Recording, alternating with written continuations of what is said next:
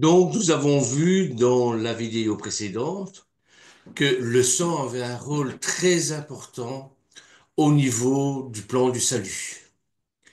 Le sang que l'on rencontre déjà dans le terme Adam, Aleph, Dam, Aleph qui est la puissance de Dieu dans le sang, Dam c'est le sang.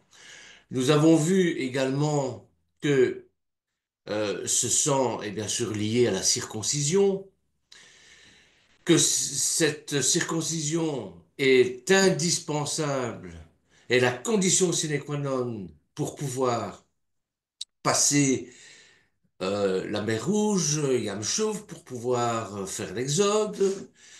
Nous avons analysé un peu le précédent qu'il y a eu avec Moshe lorsque les deux fils de Moshe devaient être circoncis.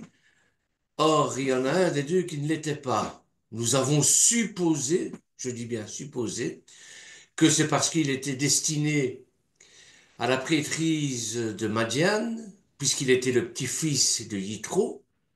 C'est bien sûr une supposition, parce que les Médianites n'étaient pas tenus de se faire circoncire selon la descendance d'Isaac. Vous pouvez bien le faire, mais ça n'avait aucun impact sur la décision, sur le futur peuple d'Israël, sur la future nation d'Israël et sur le salut en lui-même. Nous avons vu tout cela.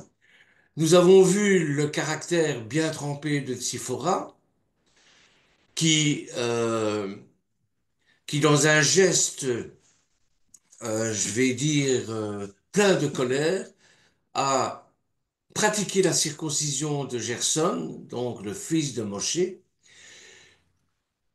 sans laquelle, eh bien, le plan du salut n'aurait pas pu se faire.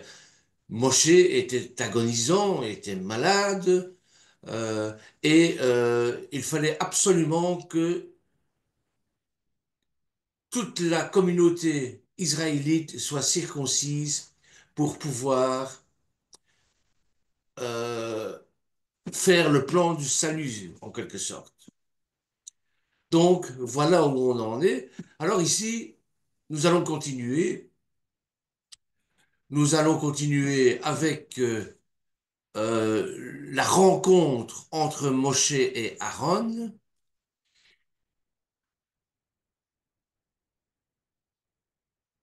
c'est-à-dire que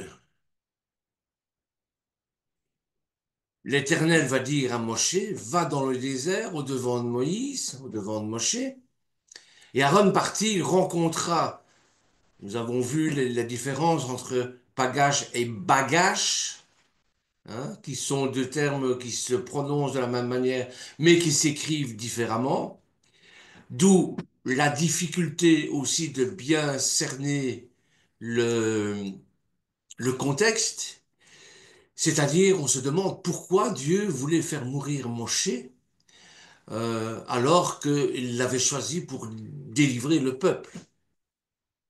Donc en Exode au chapitre 4, verset 24, et donc il y a ce terme-là qui porte à confusion. Et c'est ce que nous sommes en train d'essayer de rétablir comme vérité, c'est-à-dire la définition de ce mot bagage et pagache. Donc, en Exode au chapitre 4, verset 27, il nous est dit que l'Éternel dit à Aaron, va dans le désert au-devant de Moshe. Aaron partit, il rencontra Pagash, Moshe à la montagne de Dieu. Le mot pagache apparaît ici dans un sens tout différent que tel qu'il est traduit généralement dans les précédents versets. Et la rencontre fut probablement chargée d'émotions. Les deux frères ne se sont plus vus depuis 40 ans et probablement tombent-ils dans les bras de l'un de l'autre. Mais la présence de ce mot dans ces deux épisodes peut laisser supposer qu'il y a là une clé pour la compréhension du texte. On en revient un peu à Bereshit, à Genèse 32, lorsque Ésav et Yaakov vont se rencontrer. On a l'impression que c'est pour se faire ça, la guerre, puisque Ésav en veut à Yaakov, et que Ésav ne veut qu'une chose, c'est faire la peau à Yaakov. Or, il va se passer quelque chose d'incroyable, c'est que les deux frères vont tomber dans les bras l'un de l'autre. Et c'est un peu le même scénario ici. Donc, la présence de ce mot dans les deux épisodes peut laisser supposer qu'il y a une clé de compréhension dans ce texte. Il se peut que la rencontre de Dieu avec Moshe ait préparé celle d'avec Aaron. Encore une fois, ce sont des hypothèses, ce sont des supputations, c'est pour essayer de comprendre le texte, d'entrer dans la pensée thoraïque. Pourquoi telles choses se sont passées? Alors, la circoncision de Gerson était une condition sine qua non au bon déroulement de la suite des événements. Et la rencontre des deux frères ne, serait, ne se déroule pas n'importe où. Elle a lieu à la montagne de Dieu, sur le mont Horeb. Là où plus tard, Moshe va recevoir la Torah. Et ce pagache a lieu à un endroit précis. Un lieu qui va plus tard occuper une place prépondérante dans la vie de ses deux frères, mais aussi de tout le peuple hébreu que Moshe est appelé à libérer. Ainsi, lorsque l'Éternel rencontre Moshe, on en revient au terme pagache. Il y a déjà dans la perspective future de cette rencontre bien plus que l'événement lui-même. Il y a là, en substance, tout l'accomplissement du plan de la délivrance, le rachat du peuple hébreu. Et le texte ne révèle pas la chronologie exacte des événements, mais on peut imaginer que, alors que Moshe est mourant, Dieu appelle déjà Aaron pour aller à la rencontre de son frère. Ces événements sont intrinsèquement liés l'un à l'autre, évidemment. Et de même que les éléments disparates du tabernacle étaient assemblés pour constituer le lieu de la rencontre avec l'Éternel, de même, les événements s'ajoutent l'un à l'autre pour former un tout. Comme dans Exode au chapitre 26, verset 6, ou au chapitre 36, verset 13. Je vous avais parlé d'un autre regard. Bamalon, je vous le rappelle, Bamalon a la valeur numérique 126. Et 126, ça veut dire, on peut prendre le mot de deux regards, deux visions. Fait Ayarim. Eh bien, alors que alors, Dieu a-t-il vraiment voulu faire mourir Moshe? Une question qui en appelle une autre. Qu'en serait-il devenu du peuple hébreu si Séphora n'avait pas circoncis Gerson? Et le plan du salut des Hébreux et notre plan de salut par la suite. Serait-il mort des suites de sa maladie? Et dans ce cas, le récit biblique aurait pris fin et rien de ce qui va suivre n'aurait eu lieu. Ce qui me laisse penser que non, Dieu ne voulait pas faire mourir Moshe. C'est une mauvaise traduction, à mon avis. Mais il se peut que ce qu'ont pu croire Moshe et Séphora, alors que le futur libérateur d'Israël était alité, était agonisant. D'ailleurs, la version de la Tob rend ceci. Le Seigneur l'aborda et chercha à le faire mourir. Et la version française courante donne le Seigneur s'approcha de Moïse et chercha à le faire mourir.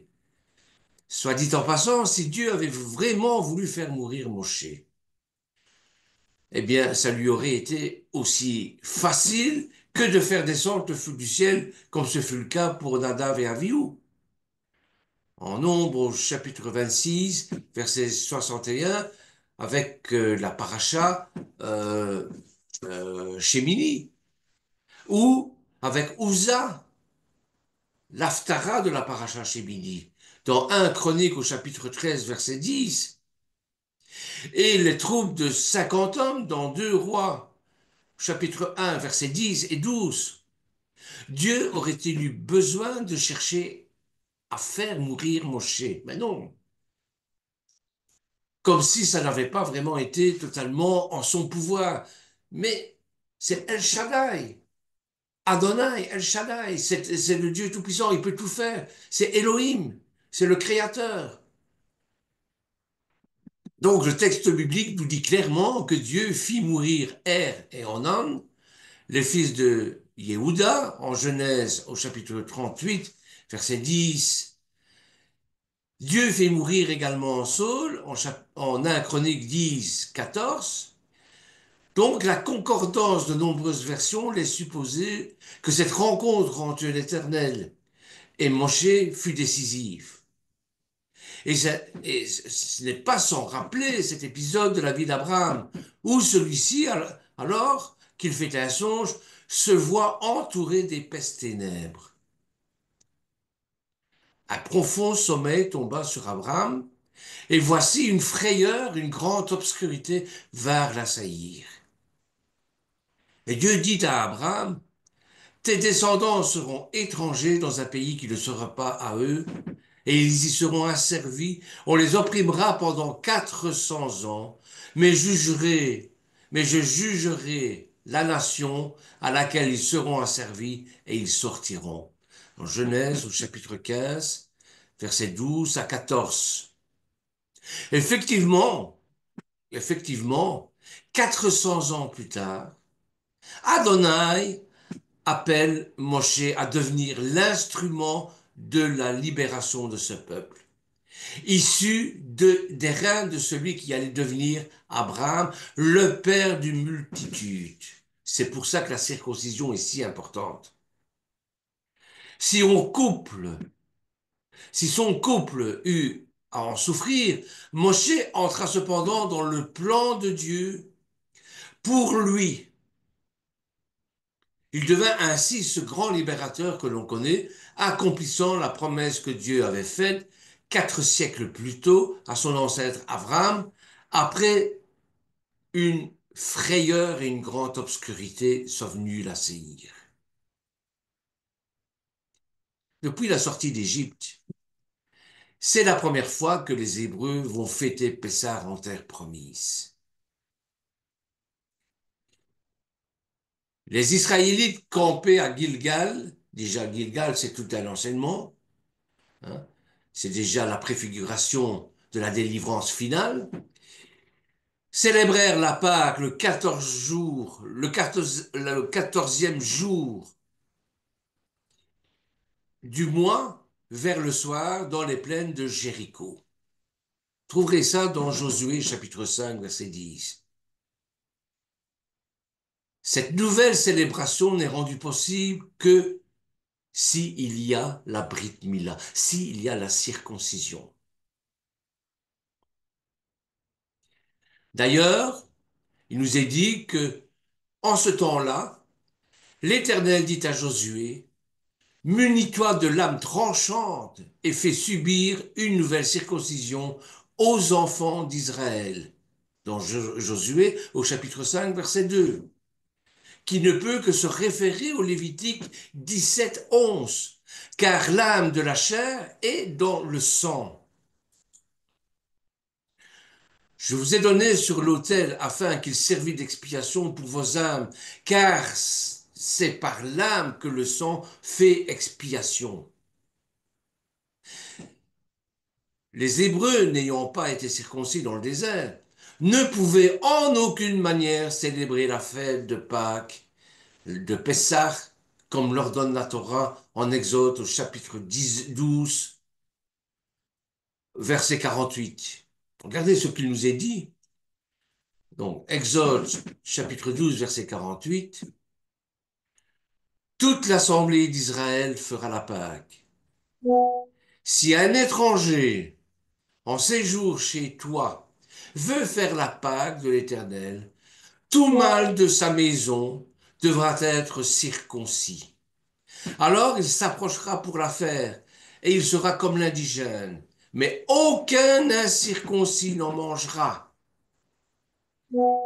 Et la même loi existera pour l'indigène comme pour l'étranger en séjour au milieu de vous.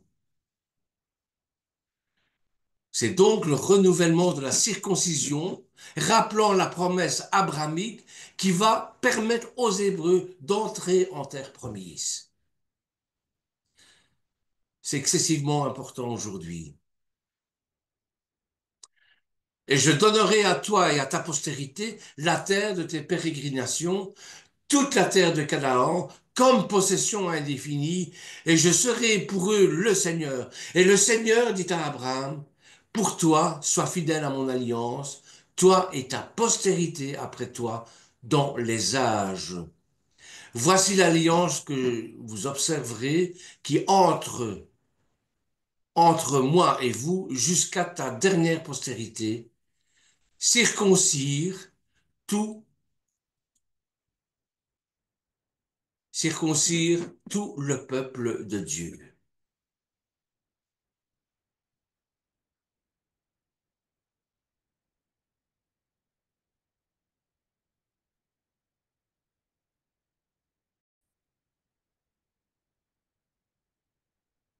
Donc, nous voyons que dans la culture juive, la circoncision est un signe d'alliance entre Dieu et Abraham.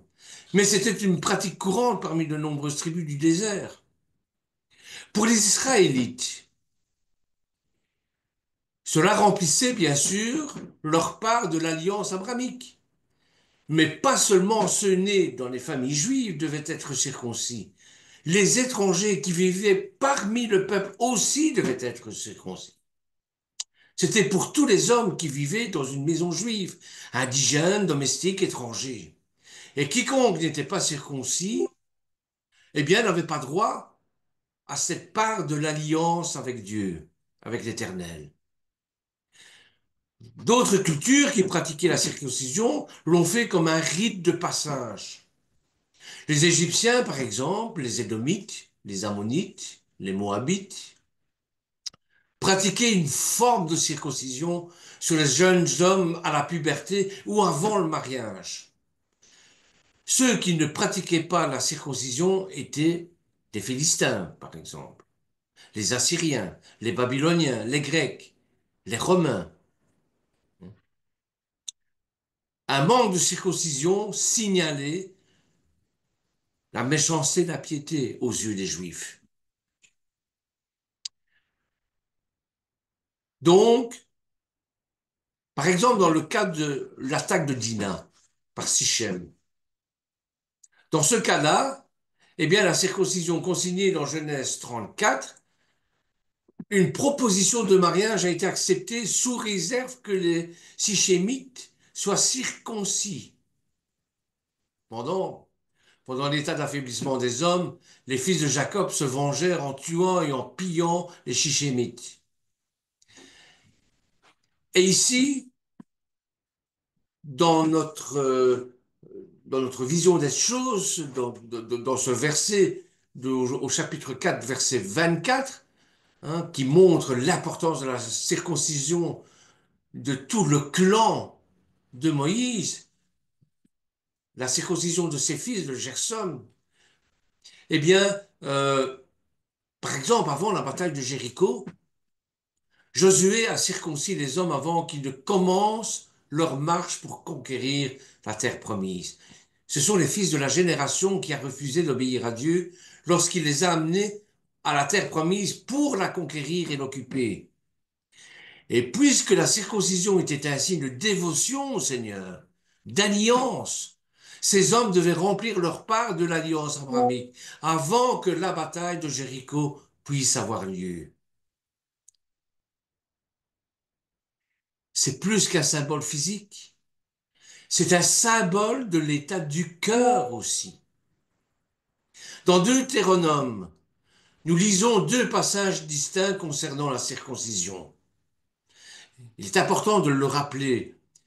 Dans Deutéronome au chapitre 10, verset 16, regardez ce qui nous est dit.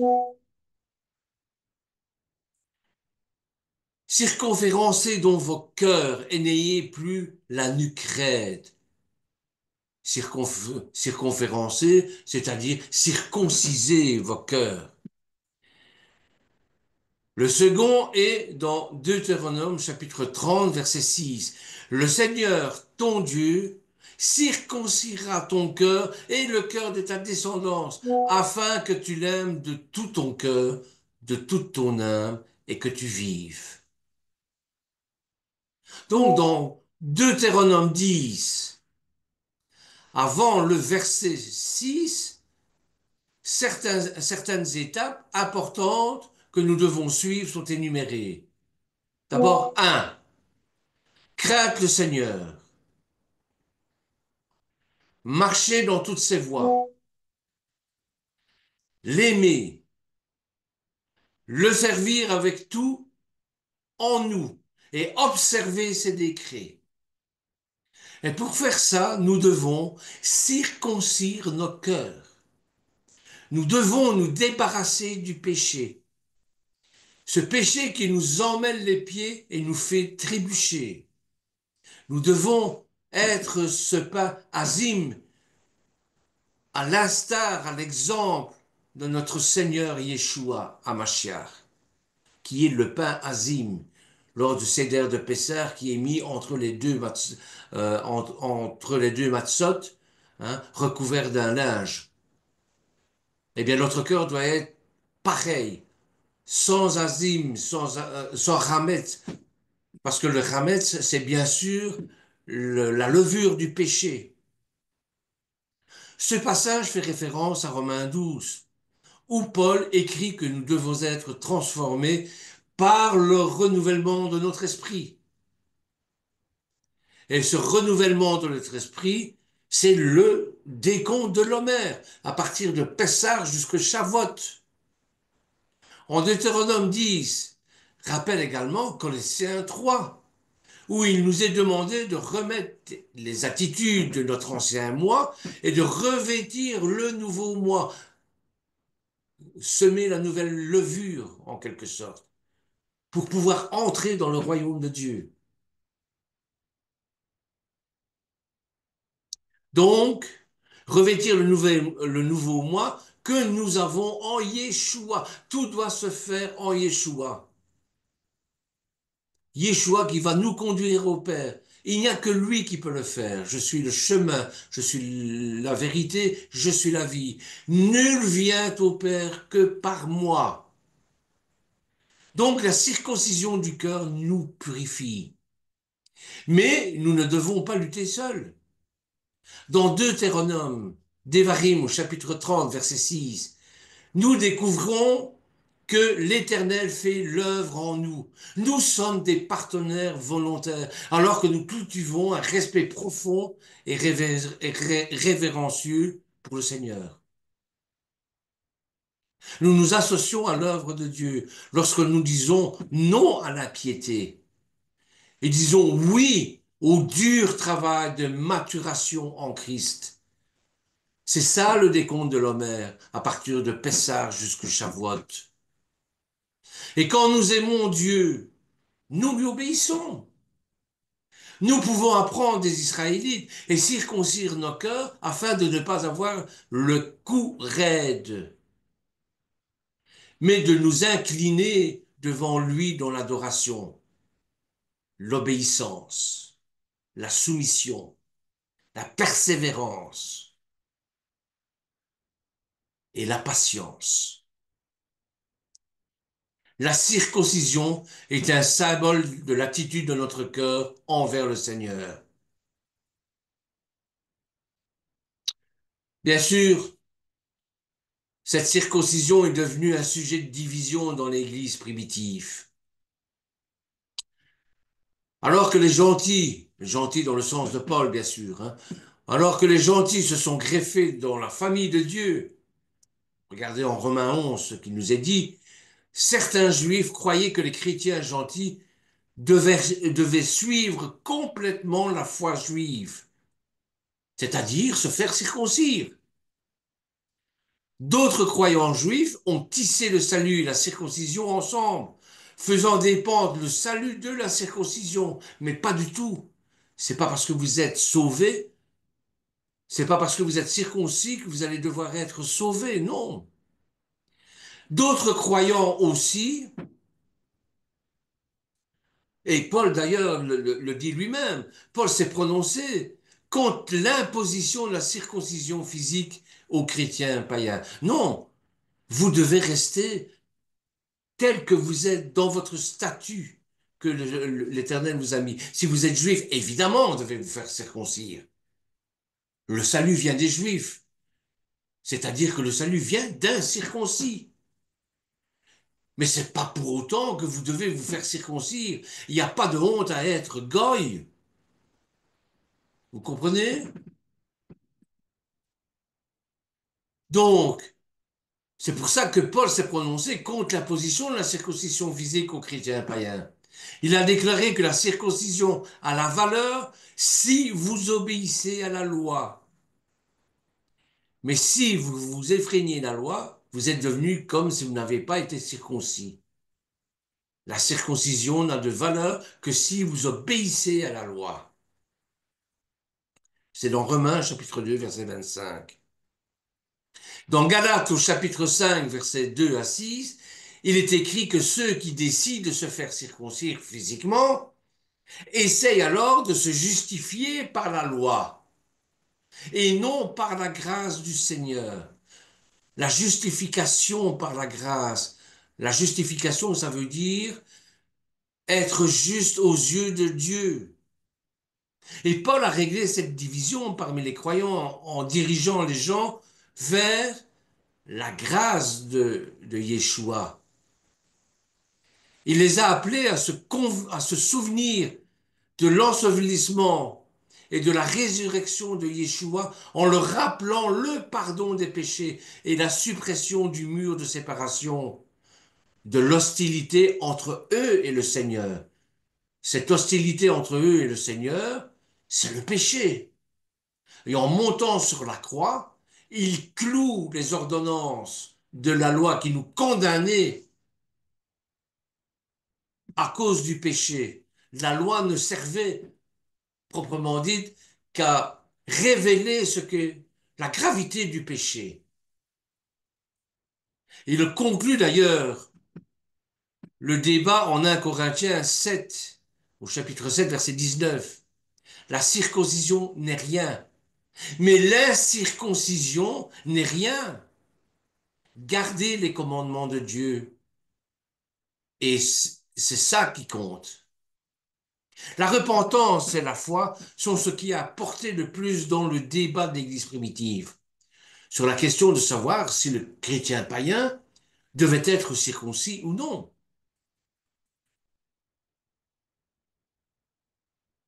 Alors je vais m'arrêter un peu sur cette circoncision du cœur.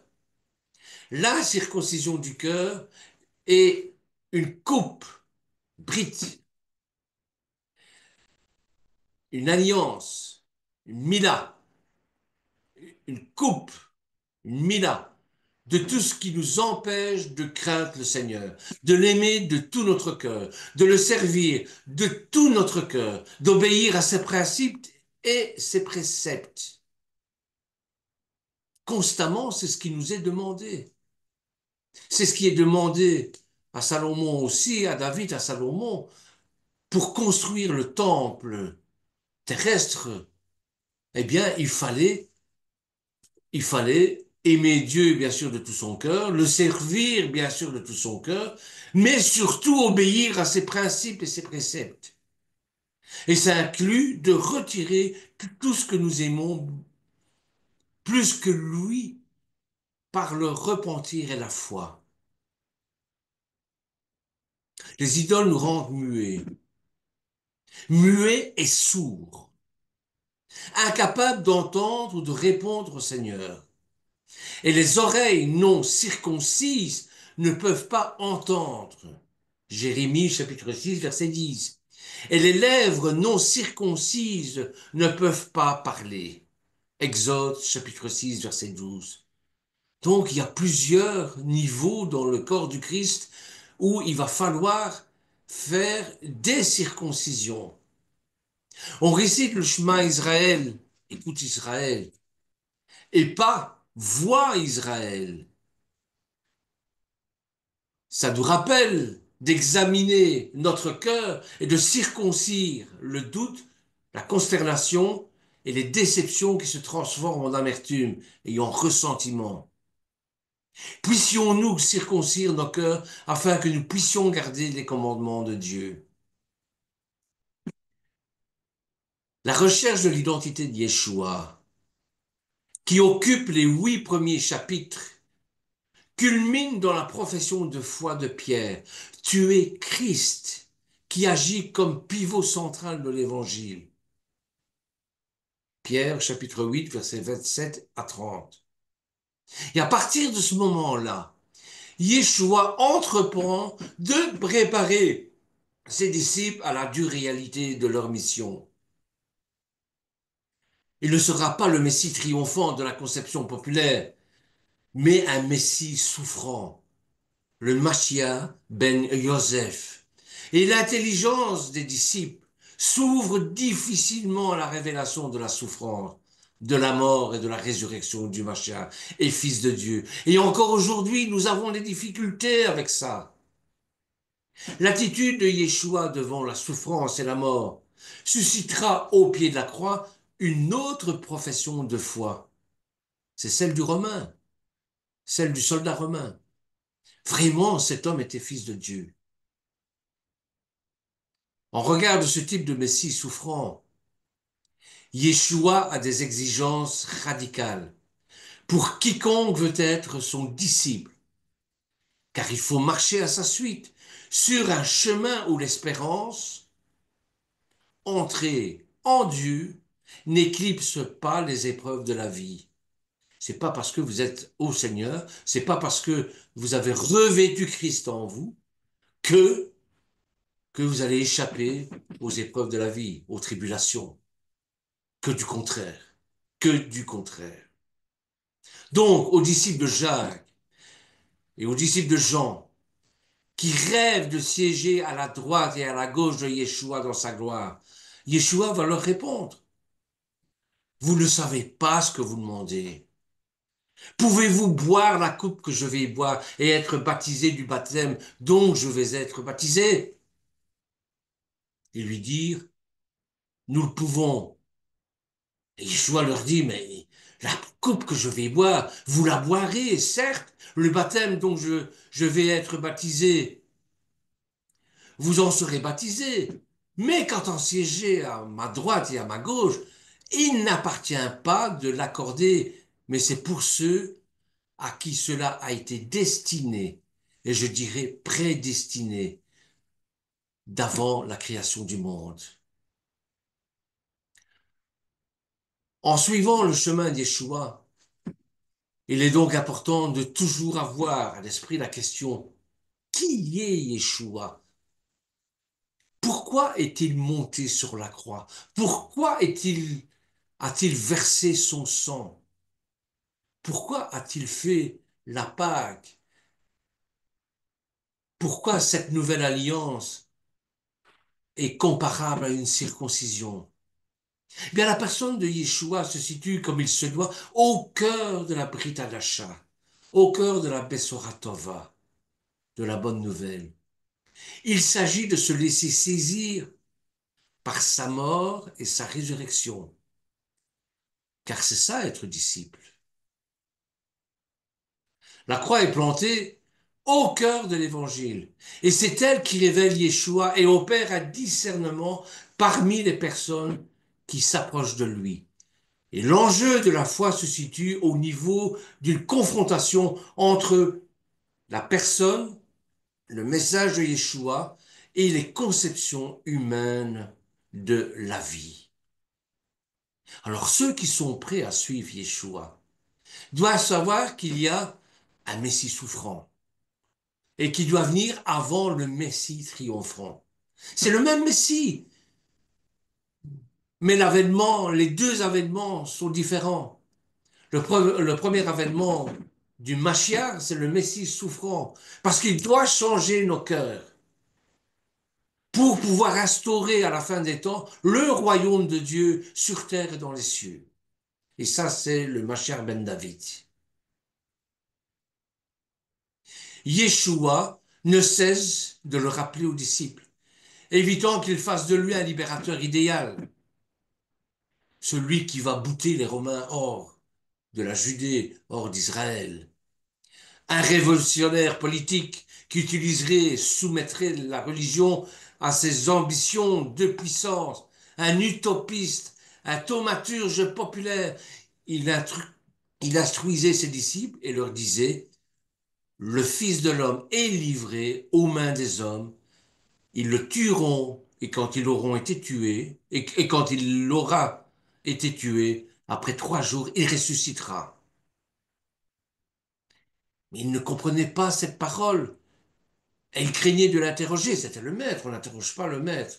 Surtout quand on ne comprend pas les choses, parfois, vaut mieux se taire, on a peur de poser des questions. Eh bien, c'est pareil ici. Alors, il n'est pas surprenant que plusieurs personnes se soient retirées, puisque le disciple doit suivre son maître sur le chemin de la souffrance et de la mort, à cause de son nom et à cause de la bonne nouvelle de la résurrection. Choisir Yeshua et marcher à sa suite ne consiste pas à se trouver des croix. Non, nous avons déjà une croix assez lourde à porter comme ça.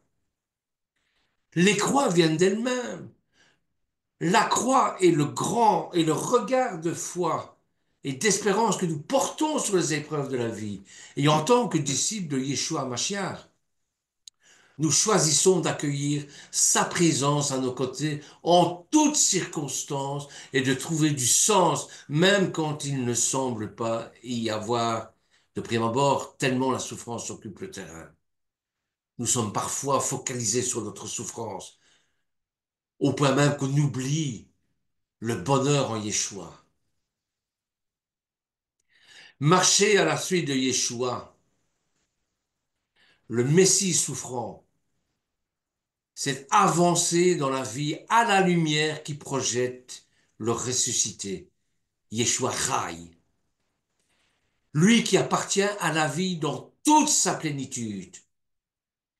Et c'est aussi être réconforté par la présence chaleureuse de nos frères, ou d'un frère, ou d'une sœur, dans la foi qui a fait l'expérience de la présence réconfortante du Mashiach. Quand il ou elle a dû affronter une croix dans sa propre vie. Et chacun d'entre nous a sa croix à porter pour suivre le Seigneur. Voilà, frères et sœurs, le complément de la vidéo d'hier concernant justement ce précédent, cet Exode chapitre 4, verset 24, mais quelques réflexions sur l'importance du sang dans le salut, l'importance du sang au niveau de l'Exode, au niveau de, de, de, de l'espérance en la terre promise, et au niveau de Yeshua également. Soyez bénis, merci de m'avoir